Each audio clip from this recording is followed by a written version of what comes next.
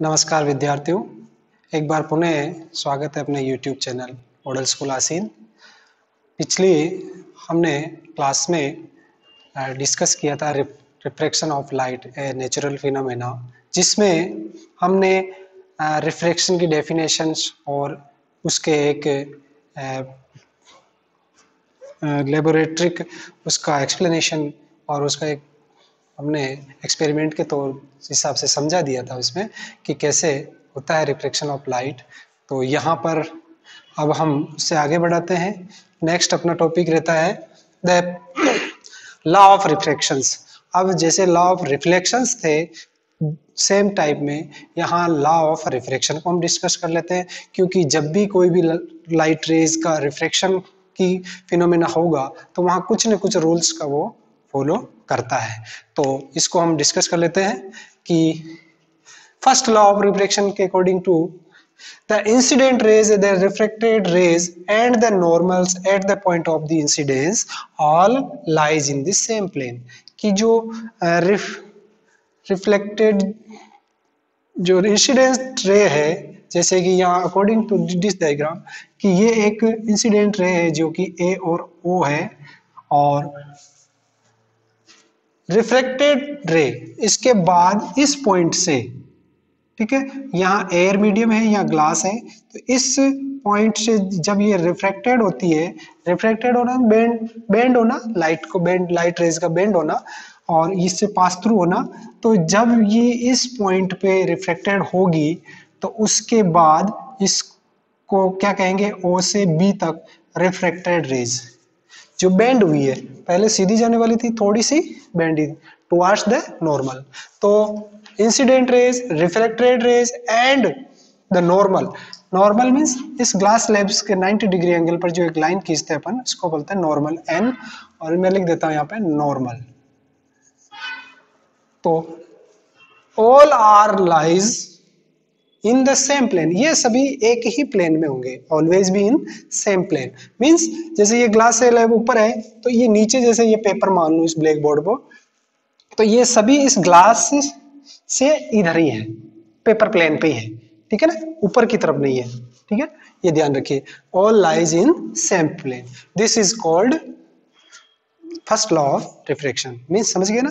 तो नेक्स्ट क्या है कि सेकंड लॉ ऑफ रिफ्रैक्शन के according to this the ratio of sine of angles, इन दोनों जगह नॉर्मल के साथ जो इंसिडेंट रेज का एंगल होगा और रिफ्रैक्टेड रेज का भी इस नॉर्मल के साथ जो एंगल होगा उसका, उस एंगल का, जैसे the ratio of sine, sine मतलब आपके पढ़े होंगे ट्रिग्नोमेट्री में साइन थीटा कोस थीटा, तो इनका मान अगर 0, ठीक है, और 90 डिग्री तक, ठीक है,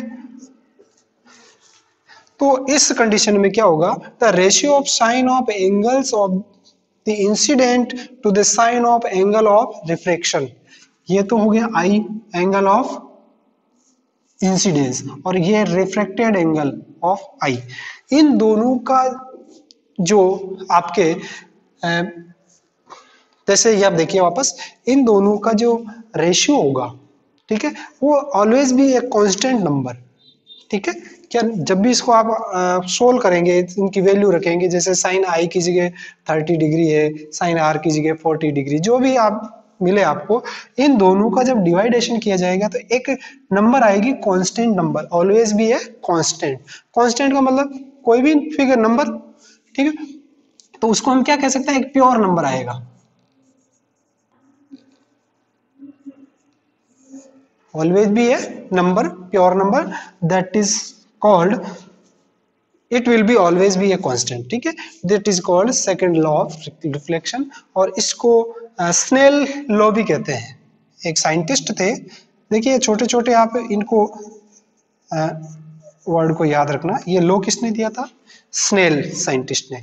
तो उन्होंने क्या कहा था कि the ratio of sine of angle of incidence and the sign of angle of refraction is constant for a given pair of medium। जब दो मीडियम के साथ इन एंगल ऑफ इंसिडेंस और एंगल ऑफ रिफ्रैक्शन, तो इन दोनों का जो रेशियो होगा it will be always be a constant number, ठीक है, that is called law, second law of refraction, and it will be also called Snell's law. अब मतलब कांस्टेंट का मीन्स क्या हो गया, कांस्टेंट में दोनों जो क्वांटिटीज है, ठीक है, साइन आई और sine r, these quantities are same, so the answer is constant number, क्योंकि दोनों क्वांटिटीज सेम है। जैसे सेम का मतलब 10 में 20 का भाग दो या 20 में 10 का भाग दो तो नंबर आएगा, एक आंसर आएगा एक। जैसे यहाँ आ गया 2 और यहाँ आपका जो भी आंसर आता है तो 0.5 जो भी आता है, तो इस कंडीशन में एक संख्या प्राप्त होगी, एक नंबर आएगी, दैट इज कॉल्ड कांस्टेंट। तो कांस्टेंट अगर कोई चीज आ रही है तो उसका कोई भी यूनिट भी नहीं होगा, ठीक है ना। तो यहाँ पर तो इसको हम डिटेल में देख लेते हैं थोड़ा सा। तो मैं ये कह सकता हूँ ऊपर से मिटा के इसको, कि जो स्नेल का नियम हमें क्या बताएगा, हमें किस बारे में नॉलेज देगा, तो यहां पर हम कह सकते हैं कि साइन आई और sine r always be a constant number, इनका जो रेशियो होगा वो कांस्टेंट होगा, that is also called is refractive, इसको हम कह सकते हैं रिफ्रैक्शन इंडेक्स, क्या कह सकते हैं, इंडेक्स और कांस्टेंट, ठीक है। तो ये हमें क्या बताएगा कि कोई भी दो मीडियम है, मीडियम फर्स्ट और मीडियम सेकंड, फर्स्ट और सेकंड, तो ये हमें क्या बताएगा इन दोनों में कि इस मीडियम फर्स्ट के कंपैरिजन में मीडियम सेकंड में लाइट का रिफ्रैक्शन कितना पावरफुल है, ठीक है। तो ये हमें उस लाइट रे को बेंड करने की किसमें ज्यादा पावर है उस चीज को हमें बताता है। तो ये इसको हम कह सकते हैं रिफ्रैक्शन, रिफ्रैक्टिव कांस्टेंट। तो इसको हम एक डेफिनेशन भी लिख सकते हैं। नेक्स्ट अपना टॉपिक ले लेते हैं रिफ्रैक्शन या रिफ्रैक्टिव इंडेक्स। तो रिफ्रैक्टिव इंडेक्स को हम थोड़ा डिस्कस कर लेते हैं। What is the refractive index, means जो स्नेल का जो नियम है उसी से हमारा जो नया कांस्टेंट मिला हमें, दैट जो कांस्टेंट वैल्यू आ रही है उसी को इन्होंने क्या कहा कि रिफ्रैक्टिव इंडेक्स और आपका कांस्टेंट। तो अब यहाँ देखिए what is the refractive index, the value of the constant sine i upon sine r. इस साइन आई और साइन आर में जब आप डिवाइड करेंगे तो जो वैल्यू आएगी that will be constant for a ray of light passing from air, या वैक्यूम से एयर में आए, एयर से फिर ग्लास वाटर में जाए, तो फर्स्ट मीडियम जो भी होगा, तो there are two mediums, first में बी वैक्यूम देन एयर, तो इनमें से कोई भी हो, तो the value of the constant i and sin I upon I sin R for a ray of light passing from one medium to into another medium, maybe glass or water, is called the refractive index of that medium. Means medium जैसे light rays आई आपके vacuum से आई, ठीक है, vacuum से कहाँ enter की, air, तो first medium क्या हो गया, vacuum, medium is vacuum first और मीडियम सेकेंड इज एयर। तो जब एक मीडियम से फर्स्ट मीडियम से सेकेंड मीडियम में जब आपकी लाइट रेज एंटर करेगी तो एक पॉइंट पर वो क्या होगी, रिफ्लेक्टेड होगी। तो उस पॉइंट पर जब रिफ्लेक्टेड होगी तो वहां पर angle of incident sine i और angle of refraction sine r will be constant, always will be constant. तो this constant is called refractive index also, ठीक है। तो इसका एक सिंबल है स्मॉल एन, सिंबल क्या हो गया, स्मॉल एन से डिनोट करेंगे, और यूनिट कुछ भी नहीं है, नथिंग, यूनिट कुछ भी नहीं है। क्यों, क्योंकि यहां पर ऊपर भी साइन आई और साइन आर दोनों एंगल है और दोनों एंगल की एक वैल्यू फिक्स वैल्यू है, तो जो आपका आंसर आएगा वो भी एक सेम क्वांटिटीज आएगी। तो जब दोनों टू क्वांटिटीज आर क्या है, सेम है तो answer will be pure number. ठीक है, तो सो दैट इसका क्या होगा, कोई एक यूनिट नहीं होता है। ठीक है, एक कांस्टेंट नंबर मिलेगा आपको। इसका जो आंसर आएगा वो क्या मिलेगा, एक कांस्टेंट नंबर। अब देखिए आप, हम सब जानते हैं कि वैक्यूम में जो लाइट रेज है, क्योंकि ये जो हो रहा है सब रिफ्रैक्शन किसका हो रहा है, लाइट रेज का हो रहा है, तो हम लाइट रेज की बात करेंगे।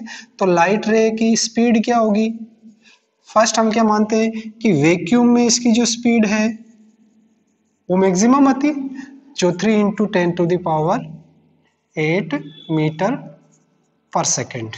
ठीक है, इस स्पीड से जब वैक्यूम में ये ट्रेवल करता है, तो जब एक मीडियम से दूसरे मीडियम में प्रोपेगेट होगा, एंटर करेगा, तो इसकी कुछ स्पीड कम होगी। स्पीड का मतलब उसकी जो प्रोपेगेशन की जो पावर होगी वो कम हो जाएगी। मतलब वी कैन से लाइट रे का बेंड होना या स्पीड का कम होना, बेंडिंग पावर, बेंडिंग पावर भी कह सकते हैं इसको। किसको, रिफ्रैक्टिव इंडेक्स। जो रिफ्रैक्टिव इंडेक्स की जो वैल्यू आएगी वी कैन से कि that is the power of किसकी, लाइट रे को बेंड करने की, एक मीडियम की दूसरे मीडियम से जब इंटर करेगी तो वो कितना उस लाइट रे का जो पाथ है उसको बेंड कर सकता है। तो इसको हम कह सकते हैं रिफ्रैक्टिव इंडेक्स क्या होगी, light bending power of, light रे बेंडिंग पावर भी कह सकते हैं। अब आप देखिए वैक्यूम में हाईएस्ट स्पीड किसमें है, वैक्यूम। तो अब वैक्यूम से किसी न किसी मीडियम में एंटर करेगी तो इसकी always will B value more than 1 आएगी। अगर इस मीडियम को हम वैक्यूम में मान लें 1, तो दूसरे में तो कम ही होगी, दूसरे मीडियम में। मतलब जो भी आपकी सेकंड मीडियम होगा उसमें इस एक से कम ही उसका मान होगा। जैसे यहाँ 100 है वैक्यूम में, तो दूसरे का इससे 200 है तो उससे कम ही रहेगा, इससे ज्यादा वैल्यू नहीं होगी। ठीक है ना, जैसे ये आपका सपोज कर लीजिए ये वैक्यूम में है 200, तो दूसरे में अनदर मीडियम में क्या होगा, 200 से लेस देन 200 मींस 150 हो सकता है और 199 भी हो सकता है, लेकिन कम से इससे कम ही होगा। तो आपको जब इसका जो कांस्टेंट वैल्यू आएगी that will be always be more than 1 आएगी। तो किसी भी सब्सटेंस का, किसी भी मटेरियल का या किसी भी मीडियम का जो रिफ्रैक्टिव इंडेक्स की जो वैल्यू आएगी, कांस्टेंट की जो वैल्यू आएगी वो always will be more than 1। ठीक है, मतलब एक तो कांस्टेंट है ही है, तो इससे जो कोई जैसे ग्लास ले लो, वाटर ले लो, उसकी मोर 1.1 हो सकती है, 1.2 हो सकती है, 1.3 हो सकती है, 1.5 हो सकती है, 1.8 हो सकती है। तो ये इससे हमें क्या पता लग रहा है, इससे हमें पता लग रहा है कि कौन कितना उस लाइट रे को बेंड कर पा रहा है। ठीक है ना, उसकी पावर को पता लगा रहा है कि भाई लाइट बेंड करने की उस पावर कितनी है। और एक और इसमें छोटी सी बात हम बात कर लेते हैं कि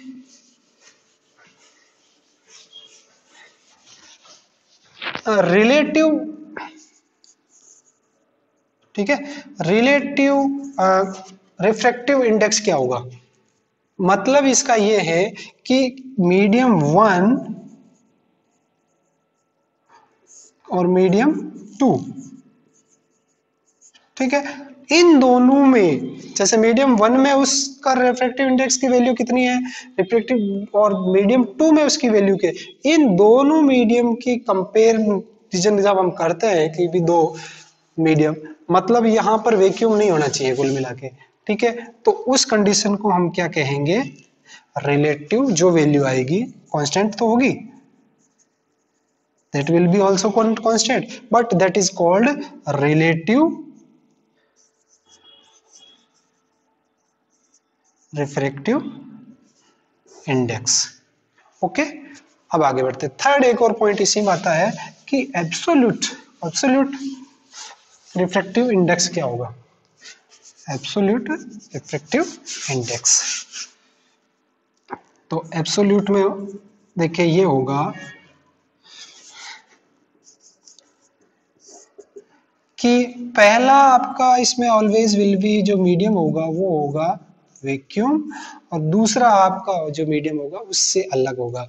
तो लाइट रे की स्पीड वैक्यूम में और अनदर मीडियम वैक्यूम के अलावा बिसाइड वैक्यूम, इन दोनों की जो रेशियो आएगा और जो आंसर आएगा that is called absolute refractive index. But इसमें देखिए ऑलवेज नॉमिनेटर में वैक्यूम होगा, ऑलवेज विल बी वैक्यूम। तो एब्सोल्यूट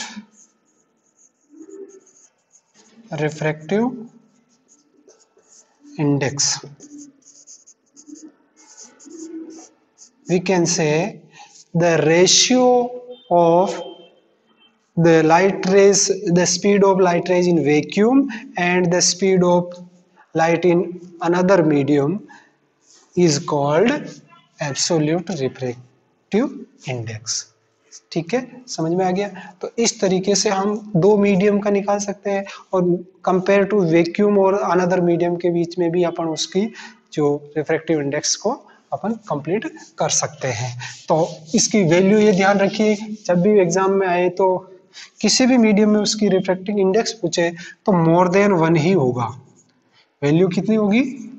मोर देन 1। मोर देन 1 का मतलब क्या हो गया? आपका आंसर, आप जब ये रिफ्रैक्टिव इंडेक्स से संबंधित कोई क्वेश्चन की what will be the value of refractive index of glass, तो दैट विल बी, देखिए टेंटेटिवली उसका क्या आंसर होगा कि 1 तो हो ही नहीं सकता, एग्जैक्ट 1 तो क्यों कि किस में होगा आपका वैक्यूम के मान रहे हैं। तो अब दूसरे का होता है 1.1 होगा, तो आपका आंसर 1 से मोर देन ही होना चाहिए। ये नहीं कि आपने उसका आंसर, अगर आप बिल्कुल आपको नहीं पता तो 1.9 लिख दिया, 0.8 लिख दिया, दैट्स रॉन्ग। तो इससे 1 से थोड़ा आगे लिखे, जैसे 121 या 133 ऐसे, ठीक है। तो इसको इस तरीके से आप आंसर करिए, कुछ नॉलेज भी अपना यूज करना है कि भाई ये हमने जब स्टडी किया था रिफ्रैक्टिव इंडेक्स की जो वैल्यू होती है अदर मीडियम के लिए always will be more than 1 होता है। तो हमारा आंसर कम से कम मोर देन 1 तो लिखे, ठीक है। इसलिए ये इसको थोड़ा ध्यान में रखिए। और इसकी यूनिट कुछ नहीं है, ठीक है, इसके सिंबल एन है, स्मॉल एन से करते हैं। और what is the refractive index? The value of the constant sine i upon sine r. जो भी वैल्यू आएगी तो साइन आई और साइन आर की जो वैल्यू होगी वो होगी कांस्टेंट, और कांस्टेंट जो आएगी जो value that is called refractive index. Okay, और रिफ्रैक्टिव इंडेक्स किससे पता लग रहा है हमें? इससे क्या मिल रहा है हमें कि ये हमें उसकी लाइट बेंड करने की पावर को हमें बताता है कि किसी भी मीडियम में लाइट कितना बेंड हो सकता है, किसकी पावर ज्यादा, कौन लाइट बेंड को बेंड यानी रेज को बेंड ज्यादा कर सकता है, ये इसका हमें पता लगता है। तो यहाँ पर अब इसकी डिपेंड किस पे करेगा, इसकी वैल्यू किस पे डिपेंड करेगी? एक तो आपका उसके मीडियम की मटेरियल पर, मीडियम या यूं लिख दीजिए depends upon on first material, यानी जिस मटेरियल से वो मीडियम बना है, जैसे वो ग्लास हो या वाटर हो, उसके जो मटेरियल, इसके जो पार्टिकल्स होंगे उसके ऊपर। सेकेंड होगा इसका ये जो भी लाइट रेज आप यूज कर रहे हैं उसकी वेवलेंथ क्या है, वेवलेंथ ऑफ लाइट। वेवलेंथ आप जानते हैं, पढ़ा होगा, लैम्डा। लैम्डा इसका एक सिंबल है, ये ना अपने साउंड वाले चैप्टर में 9th में पढ़ा होगा। वेवलेंथ ऑफ और लाइट रे, लाइट एक रे है, वेव है, तो ये वेव के फॉर्म में प्रोपगेट होती है। तो इस वेव की जो वेवलेंथ होगी वो भी इस रिफ्रैक्टिव इंडेक्स के वैल्यू को कम कर सकती है, ज्यादा कर सकती है। तो डिपेंड ऑन, एक तो material of the medium, material of the medium कि वहाँ कौन सा मटेरियल यूज हुआ, और wavelength of the light rays, waves की वेवलेंथ पे डिपेंड करता है।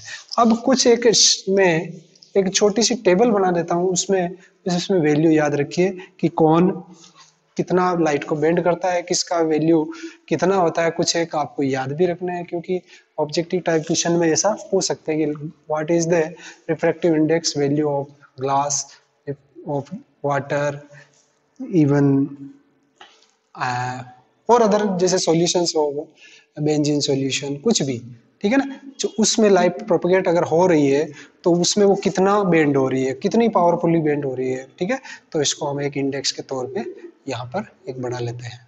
तो हम कुछ सब्सटेंसेज और मीडियम्स की जो रिफ्रैक्टिव इंडेक्स की जो वैल्यू है उसको हम थोड़ा सा कंपेयर कर लेते हैं। मीन्स मैं ये रिफ्रैक्टिव इंडेक्स बोल रहा हूँ, मतलब यहाँ पर हम उसको कंपेयर किससे करें नॉर्मली, उस light speed of light in vacuum में और एयर, ठीक है। क्योंकि वैक्यूम और एयर का जो जिसके अंदर वे स्पीड ऑफ लाइट होती है वो बहुत ही कम डिफरेंस आता है, मार्जिनल डिफरेंस, बहुत ही 0.000001%, बहुत ही मार्जिनल डिफरेंस आता है। सो वी कैन से कि refraction index in a medium m will be c, what is c, the speed of light in air और वैक्यूम, क्योंकि वहां एयर भी यूज कर सकते हैं, और v मीडियम, उस medium with the light speed of light in a medium.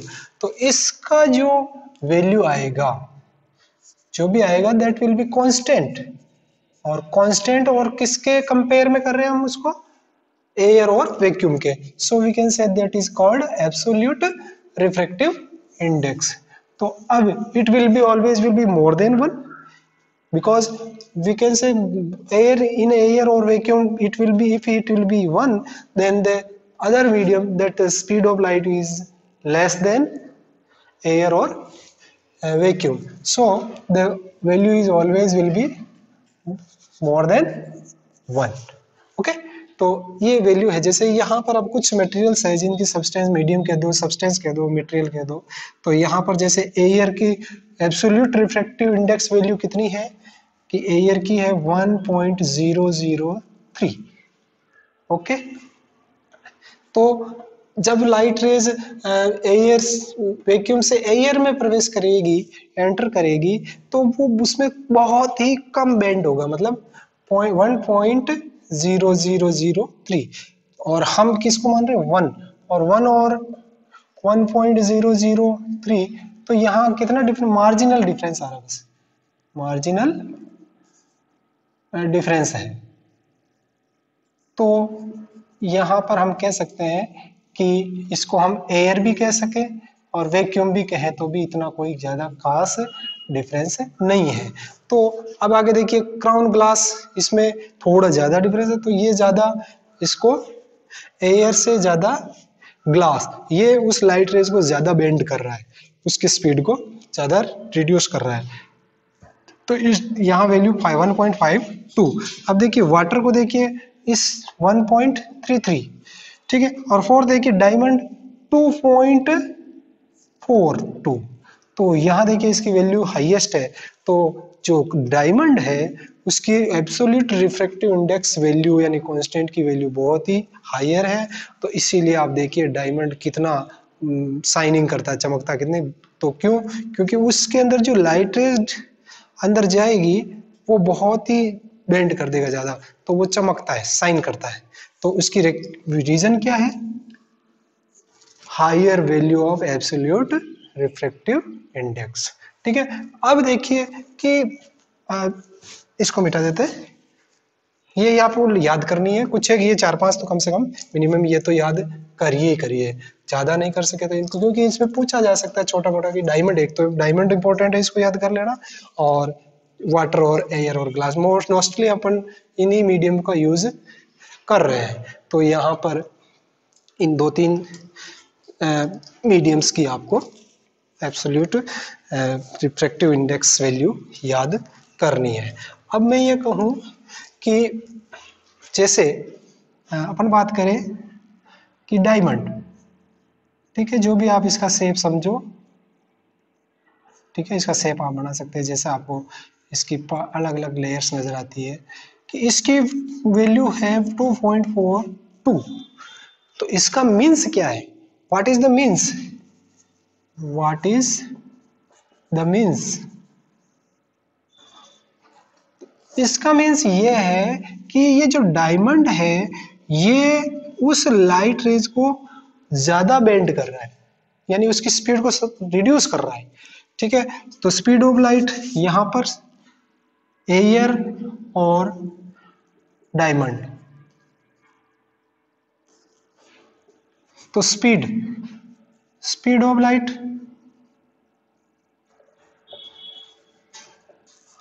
In air,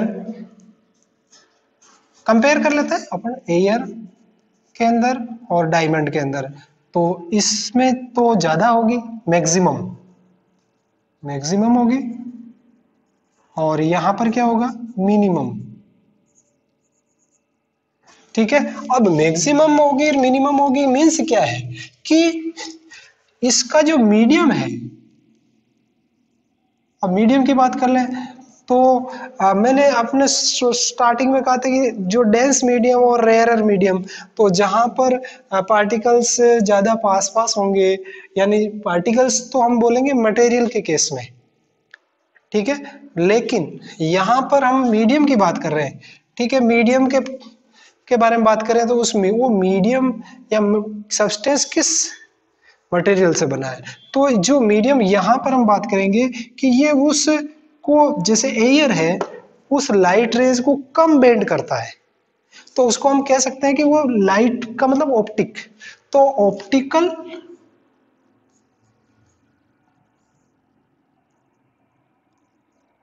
optical rarer medium, क्योंकि वो कम कर रहा है उसको, उसकी जो बेंड करने की पावर है वो कम है, मींस 104.003 है, और यहाँ पर आपकी 2.3, तो ये ऑप्टिकली क्या हो गया, डेंस मीडियम हो गया, डेंसर मीडियम। समझ में आ गया ना। तो यहां पर देखिए एक डिफरेंस आप ध्यान रखिए कि कोई भी मीडियम रेयरर और डेंसर कब होगा, जब उस ऑप्टिक लाइट को जो ज्यादा बेंड करेगा, मैक्सिमम बेंड करेगा, यानी जब उसकी इंडेक्स वैल्यू ज्यादा होगी तो उसकी ऑप्टिकली उसको हम कह सकते हैं डेंसर मीडियम है। और अगर उस लाइट रेज को बेंड कम करता है, उसकी वैल्यू अगर वो इंडेक्स वैल्यू कम है, तो that is called rarer medium, or in case of science or law of refraction, according to law of refraction, we can say not say rarer medium, we can say optically rarer medium, और यहाँ पर भी optically denser medium, क्योंकि ये ज्यादा bend कर रहा है, ज्यादा बेंड करना मतलब speed of light high, maximum speed of light जिसमें मैक्सिमम होगी उसकी इंडेक्स वैल्यू कम होगी, स्पीड ऑफ लाइट जहां मिनिमम हो जाएगी उसमें इंडेक्स वैल्यू मैक्सिमम हो जाएगी, तो ये एक दूसरे के विपरीत है, अपोजिट है, तो inversely proportional to medium, material of that medium. तो यहाँ पर आपको ये समझ में आ गया ऑप्टिकली रेयर मीडियम मीन्स क्या होगी, इसकी low value of refraction index, optically denser medium means क्या हो गया, high value of refractive index. So we can say diamond is a more denser, optically denser medium than air. So that's all. यहाँ पर अपना ये topic खत्म होता है, तो आप इसको थोड़ा याद कर लीजिए कुछ रिफ्रैक्टिव इंडेक्स वैल्यू को, एब्सोल्यूट कब होगी, रिलेटिव कब होगी। रिलेटिव वर्ड आते ही आपको ध्यान रखना है कि वहां एयर और वैक्यूम यूज नहीं होगा, दो मीडियम हो गए, जैसे वाटर और आपका ग्लास है, जब इन दोनों में होगा क्या कंपैरिजन, तो मीडियम दोनों ये है, तो आपको वहां पर होगा रिलेटिव रिफ्रैक्टिव इंडेक्स या कांस्टेंट, जो भी आप बोलो। लेकिन जब मीडियम क्या हो जाए, वाटर की जगह फिक्स एक जो आपके नोमिनेटर में आके अगर एक फिक्स हो जाए कि अगर वैक्यूम आ जाए, ठीक है, वैक्यूम में air, we can say according to absolute refractive index, vacuum और एयर, और दूसरा फर्स्ट मीडियम तो ये हो जाए, और सेकंड मीडियम इनके अलावा जैसे ग्लास आ गया, ठीक है, वाटर हो गया, then it will called absolute refractive index. तो प्यारे बच्चों, ये आपके बिल्कुल समझ में आ जानी चाहिए what is the relative refractive index, what is the absolute refractive index, and what is the only refractive index. Only refractive index means sin I upon sin R constant, only constant आता है, तो that is called refractive index, and the symbol is only small n, or unit is nothing, because these are the only constant numbers or pure numbers, तो यहाँ nothing. Okay जब ऐसा हो जाए वाट दो अलग अलग मीडियम विदाउट एयर और वैक्यूम के अलावा दो मीडियम के अगर कंपैरिजन हो, रेशियो हो, तो that is called relative refractive index. जब वैक्यूम एयर और उसके अलावा कोई दूसरा मीडियम दोनों के बीच में रेशियो अगर आप कांस्टेंट निकालते हैं, that is called absolute refractive index. और जो जिसकी रिफ्रैक्टिव इंडेक्स की वैल्यू ज्यादा होगी, मैक्सिमम अगर रिफ्रैक्टिव इंडेक्स, ये मैं आर आई कर दूं, अगर मैक्सिमम है, ठीक है, तो वहां पर वो स्पीड, उसको हम कह सकते हैं ऑप्टिकली डेंसर मीडियम. और अगर रिफ्रैक्टिव इंडेक्स की वैल्यू कम है, लेस है उससे, तो उसको हम कह सकते हैं ऑप्टिकली रेयर मीडियम. तो इस तरीके से रिफ्रैक्टिव इंडेक्स ना कंप्लीट होता है. दो मीडियम में हम कंपैरिजन भी कर सकते हैं. और सबसे ज़्यादा आपकी लाइट की जो स्पीड होती है वो कहाँ होती है, वैक्यूम में, जो हमने अभी उसको याद करना है. और उसके अलावा सभी जो मटेरियल है उनमें जो रिफ्रैक्टिव वैल्यू आएगी वो मोर देन 1 आएगी. इससे हम कह सकते हैं कि वो ऑप्टिकली वैक्यूम से ऑप्टिकली डेंसर मीडियम है. और सबसे रेयर ऐसा पूछे तो सबसे rare medium, optically rare medium क्या है, वैक्यूम. उसके बाद आपका एयर आ जाएगा, जो उससे थोड़ा रिफ्रैक्टिव इंडेक्स उसका थोड़ा ज़्यादा रहेगा, हल्का सा मार्जिनली डिफरेंस आएगा. तो उसको हम एयर और वैक्यूम सिंपल वहाँ पर एक कैलकुलेशन के लिए, इससे बहुत कम डिफरेंस आता है, इसलिए उसको मार्जिनली 1 मान लेते हैं. और उसके कंपैरिजन में दूसरे जो भी मीडियम होंगे, तो वहाँ पर जो वैल्यू आएगी उसको हम एब्सोल्यूट रिफ्रैक्टिव इंडेक्स वैल्यू कहेंगे. और डायमंड की सबसे ज़्यादा होती है, इसलिए डायमंड सबसे ज़्यादा शाइनिंग करता है. और क्योंकि वो लाइट रेज को सबसे ज़्यादा रिफ्रैक्ट करता है. लाइट रेज रिफ्रैक्ट करने का मतलब क्या है, लाइट रेज को सबसे ज़्यादा बेंड करता है. सबसे ज़्यादा बेंड करता है इसका मतलब क्या करता है, देखिए अब इसको थोड़ा सा हल्का सा और समझ लीजिए कि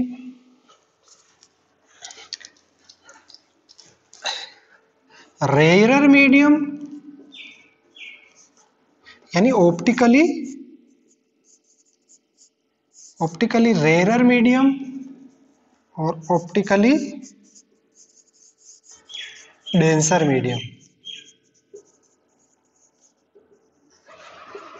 तो अगर मैं एक एग्जांपल से समझूं कि यहाँ पर एक ग्लास स्लैब है और ये इसका नॉर्मल है और ये वापस नॉर्मल है. ये आपकी इंसिडेंट रेज होगी, ये आपका नॉर्मल इसमें इधर जा रहा है, तो ये यहाँ पर वापस थोड़ी सी बेंड हो गई. ठीक है, यहाँ पर आई, फिर यहाँ पर इसका वापस नॉर्मल देख लीजिए. ठीक है, ये रे होगी और फिर ये, ठीक है, ये इसकी इंसिडेंट रे. तो ये हो गया एयर मान लें, ये ग्लास मान लें, ये ग्लास है वापस यहाँ पे, और ये आपका एयर है. तो यहां पर हम कह सकते हैं कि जब ऑप्टिकली रेयरर मीडियम से ऑप्टिकली डेंसर मीडियम में कोई भी लाइट रेज प्रवेश करेगी, रिफ्रैक्ट होगी, तो after the refraction it come towards the normal. तो ये क्या बेंड होगी, लेकिन होगी किस तरफ, टुवर्ड्स